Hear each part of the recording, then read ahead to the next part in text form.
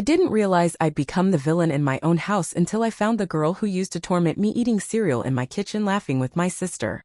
And my parents? They just smiled and said, "Isn't it nice she has a friend around?" I'm 17F and have one younger sister, Ava, 15. Ever since Ava was born, she's been the miracle kid.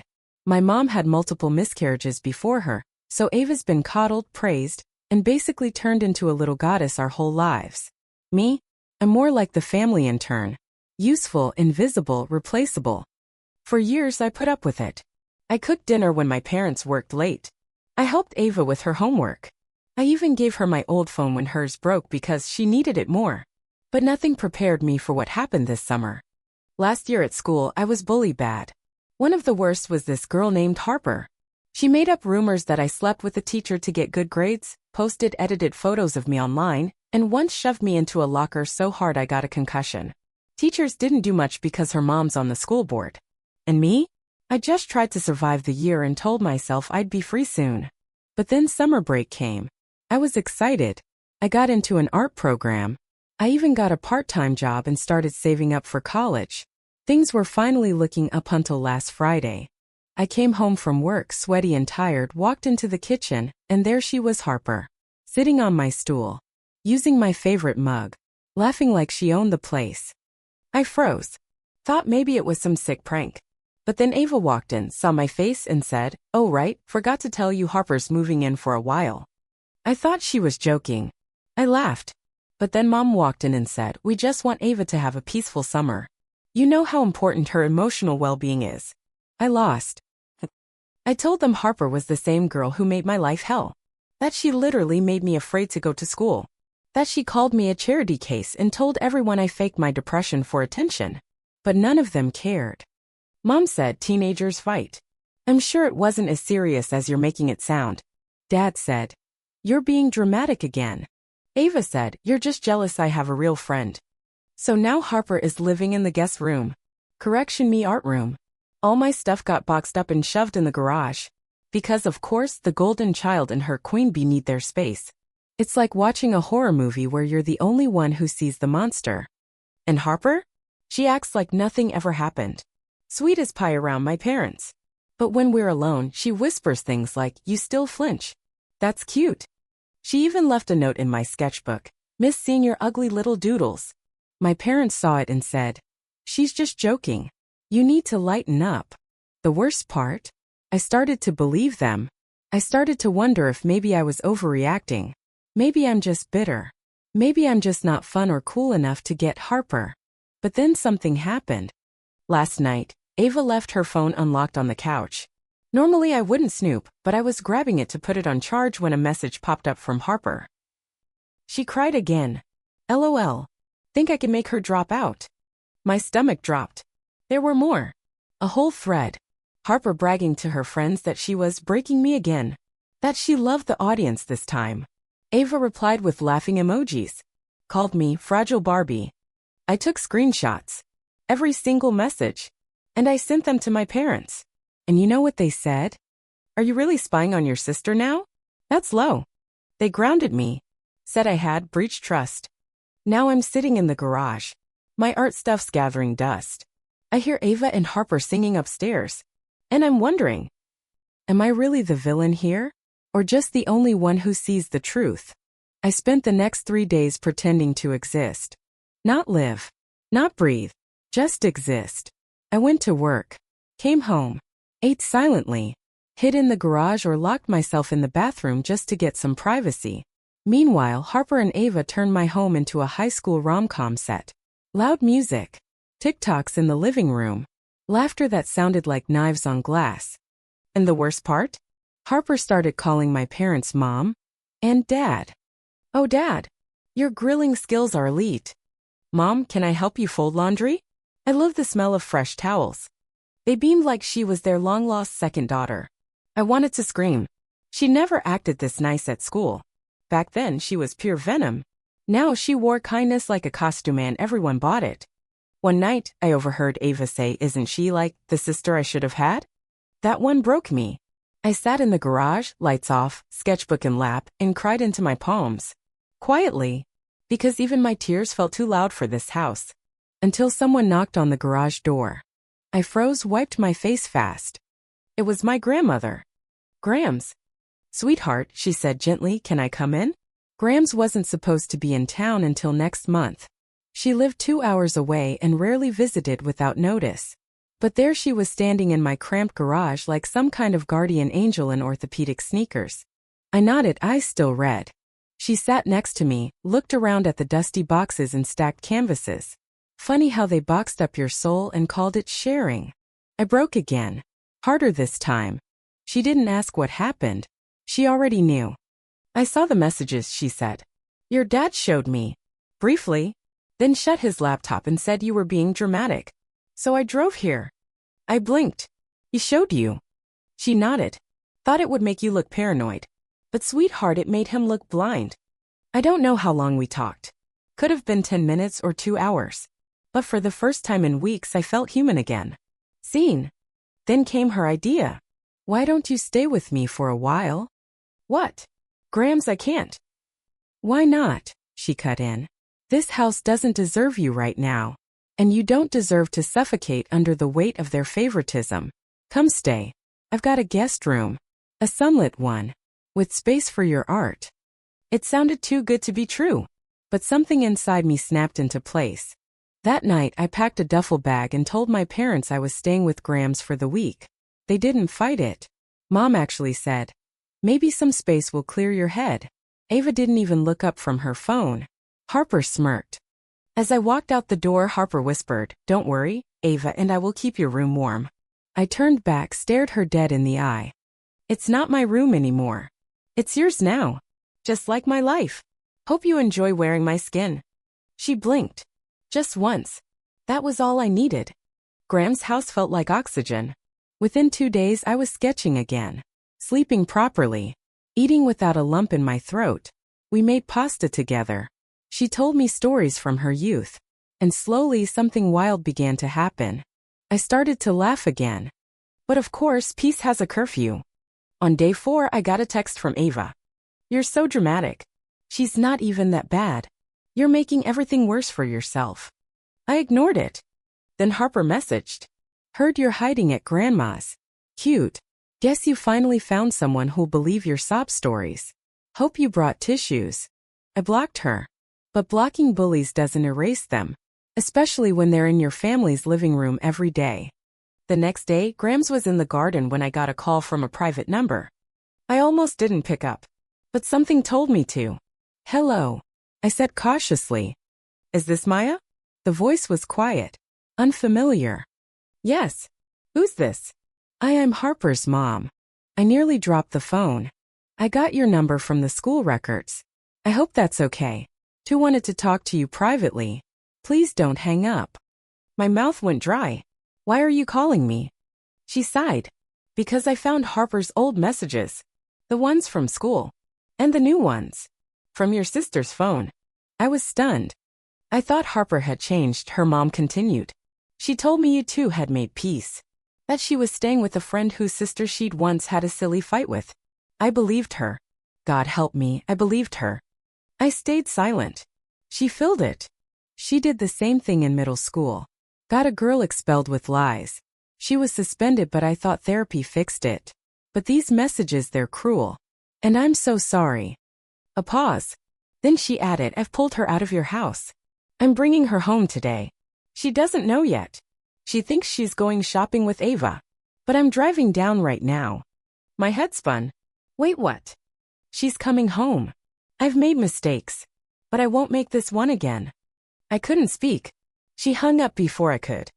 I sat there, staring at my phone, breathing like I'd just surfaced from drowning. Harper was leaving. Later that evening, Ava texted me again. "I hope you're happy. You ruined her life. She's gone because of you." No apology. No reflection. Just venom. I didn't respond. Instead, I screenshotted the message. All of them. And printed them out. I made a collage of the abuse. A timeline. And for the first time, I posted it online. I didn't name names. I didn't shame my family. I just told the truth. Sometimes the person who makes you feel crazy lives in your house. The post went viral. Thousands of comments. People sharing their own stories of golden children, narcissistic parents, and the pain of being invisible. It wasn't revenge. It was validation. Then the unexpected twist. A girl from school messaged me. Olivia. Quiet, artsy, kept to herself. We'd barely spoken before. She wrote, I saw your post. Harper did the same thing to me in 9th grade. She spread a rumor that I had an eating disorder for attention. I left school for 3 months because of her. I never told anyone. But I believe you. And thank you. Others followed. 4 girls. Then 6. Then 10. Harper had left a trail of broken girls behind her. And I'd finally lit a flare in the dark. When school resumed 2 weeks later, I went back stronger. Not invincible, but seen, heard.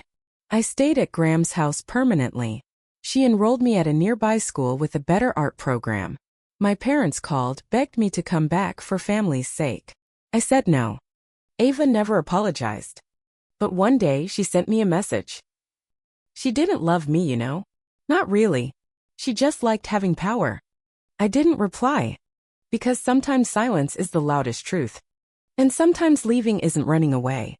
It's reclaiming your name. I didn't expect healing to feel so quiet. No thunder. No triumphant background music. Just soft mornings, clean sheets, and the smell of lavender tea Grams always made when she noticed me looking distant. 2 weeks turned into a month. I enrolled in the new school, started my senior year fresh. I joined the art club, something I never dared at my old school, and the teacher, Mr. Carlton, actually looked at my sketches like they meant something. Not as background noise, but as a voice. He pulled me aside after class one day and said, You don't draw for approval, do you? You draw like you're trying to breathe. I didn't know how to answer. No teacher had ever noticed that. Let me know if you'd like to submit a portfolio for the State Arts Scholarship, he added, tapping the corner of my sketch pad. Your voice deserves space. I walked out of the classroom in a daze. It was the first time in a long time I felt like a person, someone with a future that didn't depend on someone else's approval. But while I was building something new, the ghosts of the old life kept tapping at my door. It started with a voicemail from Mom. Sweetheart, I know you're upset, but your father and I want to talk. It's been long enough. You belong with family. Then a birthday card arrived. Not even my birthday. Just a glittery Hallmark card with "To my amazing daughter" written across the front. Inside was a note scrawled in Mom's handwriting. We miss you every day. Ava asks about you all the time. I didn't believe it. Ava hadn't messaged me since the "she didn't love me" text. And honestly, I didn't miss her. That sounds cruel, but it's the truth. I missed the idea of a sister. Not the girl who sat by while I was tormented. Not the one who laughed at my pain. Not the one who watched me break and rolled her eyes. Graham saw me staring at the card that night. She didn't say anything. Just walked over, picked it up gently, and tore it in half. That one's for your younger self, she said softly. The one who thought love meant tolerating harm. We burned it together in the backyard fire pit. I think it was around that time I realized something else. Graham's wasn't just a safe space. She was someone who had been me. Maybe not in the exact same way, but she knew what it meant to be overlooked. She talked often about her younger year, how her older brother had been the pride of the family, and how she'd been the shadow. She once said, It took me 40 years to realize I wasn't broken, just invisible in the wrong place. And she was determined not to let me waste even half that time. But fate has a funny way of testing you right when you start to heal. Because one Saturday afternoon I opened the door and there she was. Ava. Standing on the porch, arms wrapped around herself like armor, hoodie sleeves tugged down to her knuckles. Grams texted me the address, she mumbled. I blinked. She gave it to you? Grams appeared behind me like magic. She asked nicely, she said. And everyone deserves one chance. Whether they waste it or not is their choice. I didn't invite Ava in. We sat on the porch steps. Awkward. The silence between us wasn't heavy, it was brittle. Like one wrong word would shatter it. I'm not here to fight, Ava said after a moment. Or defend her. Or myself. I didn't reply. Just stared out at the garden. I just want to say something, she continued. And I need you to let me finish. Even if you hate me after. I stayed quiet. She took a breath so deep I thought she might break. You were right. About everything. About her. About Mom. About me. Her voice cracked. I didn't want to believe it because if I did, it meant I let it happen. And I did. I let her hurt you. I helped her. I laughed. And I told myself you were just sensitive. That you liked being a victim.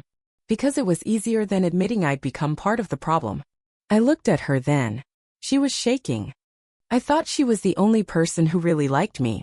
Who got me. Who didn't treat me like I was just the spare. But it turns out she didn't like me. She liked what I could give her access to our home, our parents, you. Her voice dropped. She used me.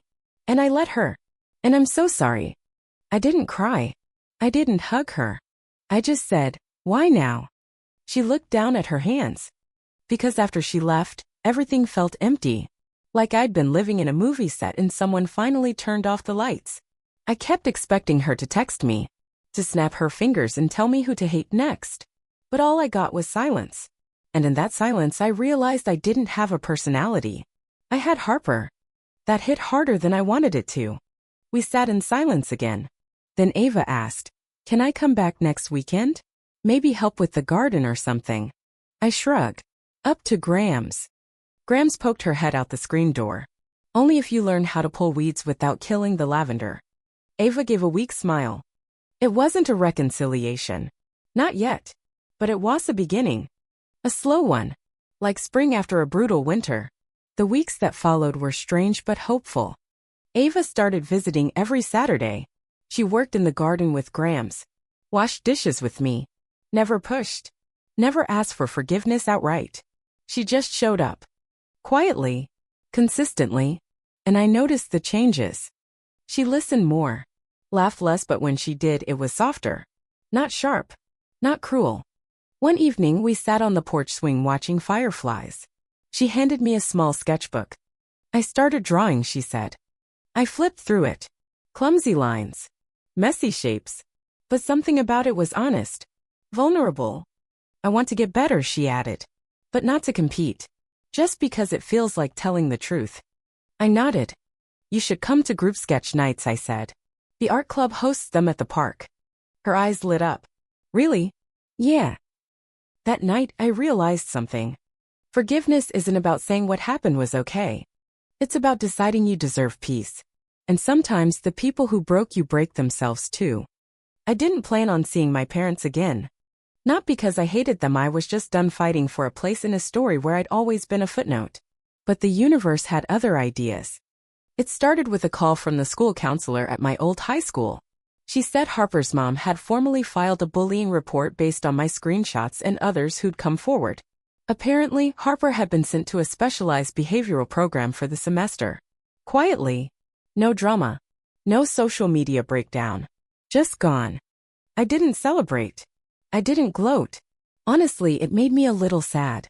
Not for her, but for all the girls she left bruised behind her, all of us still relearning how to walk. But that wasn't the real news. Your parents have been trying to contact the school, the counselor said hesitantly. They're asking if you'll meet them. They say it's about something important. I hung up without answering. Later that day, Grams brought in the mail. There was a letter. Handwritten. Dad's handwriting. For once, not Mom's carefully crafted, overly cheerful cards.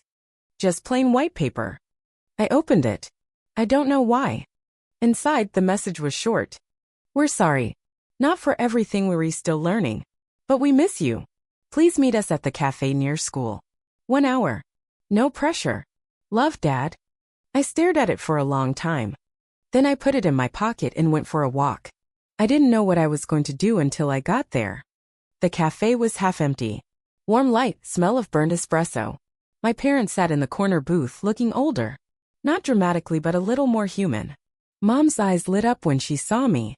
Dad stood up awkwardly. Hi, sweetheart, she said softly.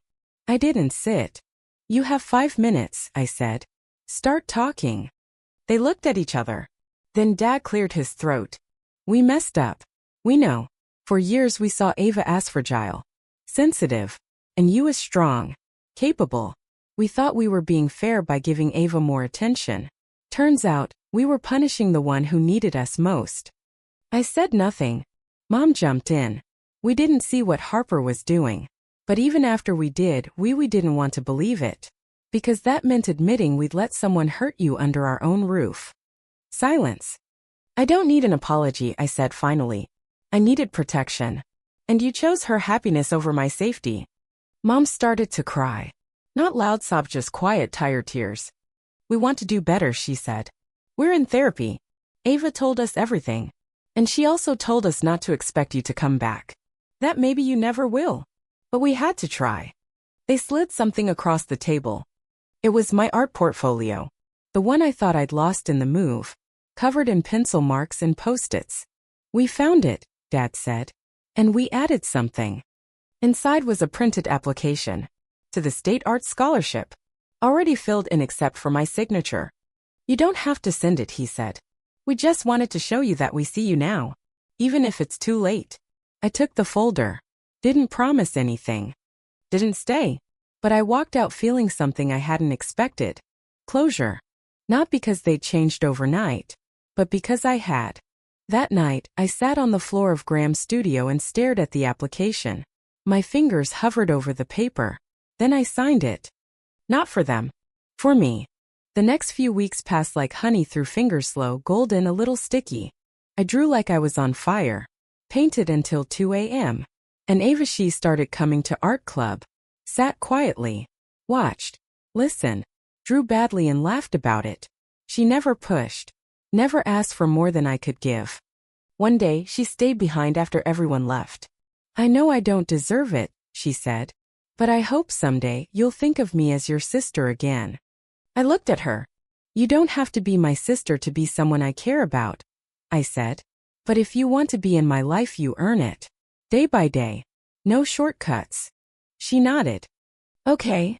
3 months later, I got the letter. I'd won. The state scholarship. A full ride to the arts college I dreamt of since 9th grade. The one I never said out loud because I thought dreaming was dangerous. Grams cried. Ava screamed. Even Mom and Dad showed up that night to celebrate quietly, respectfully, without taking up space. They brought cake. And didn't complain when I didn't hug them goodbye. I moved out that fall. New city. New school. A tiny studio apartment with a window that overlooked a graffiti-covered alley, but to me, it was paradise. My first night there, I opened my sketchpad. And on the first page I wrote, "This story started with a bully moving into my house, but it ends with me moving into my own life." I still talk to Ava. Once a week, maybe. We don't call each other sisters much. But there's something in the way she says my name now. Something soft. Earnest. She's trying. And Grams? She visits once a month, always with lemon bars and fresh tea. We sit on the floor and paint together, like two kids in a world that finally belongs to them. As for Mom and Dad? They're learning. Slowly. I send them postcards. They send me too much money. I use it to buy canvases. We're not a happy family. But we're honest now. And maybe that's better. Because I don't need a perfect home anymore. I built my own. With paper. With ink. With truth. And I finally know this. The girl they forgot. She never forgot herself. She just waited for the right moment to speak. And now? She's unstoppable.